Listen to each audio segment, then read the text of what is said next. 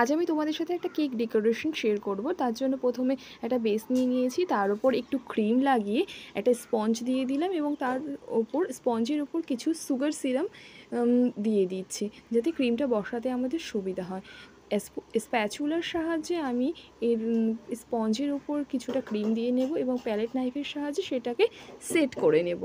Set হয়ে গেলে আমরা ক্রিমটা যথাযথ পরিমাণে দেওয়া হয়ে গেলে আমরা এর উপরে একটা স্পঞ্জ দিয়ে ক্রিমটাকে সেট করে বেসটাকে সেট করে ফ্রিজের মধ্যে দিয়ে ফ্রিজার করে নেব এবং পাইপিংয়ে ব্যাগের মধ্যে কিছুটা ক্রিম ভরে কেকের সাইডে দিয়ে নিলাম। দেখো কেমনভাবে দিচ্ছি।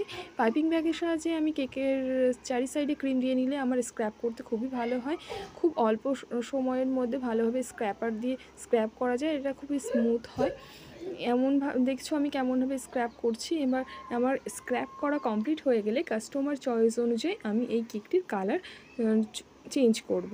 পার্পল কালার কাস্টমার বলেছিল, সেই জন্য আমি কেকটা পার্পল কালার করে নেব এবং এর পার্পল কালারের উপরে আমি কয়েকটা ফ্লাওয়ার ক্রিয়েট করেছি। সেই ফ্লাওয়ারগুলো আমি স্টার নোজেল আর 2D নোজেল দিয়ে করেছি। ফ্লাওয়ার করার পর দেখছি যে কেকটা অতটা সুন্দরও লাগছে না, তাই আমি লিফ নোজেল দিয়ে কয়েকটা লিফ ক্রিয়েট করলাম এবং স্টার নোজেল দিয়ে নিচে ডট ডট করে দিলাম। দেন দেখো আমার কেকটা রেডি।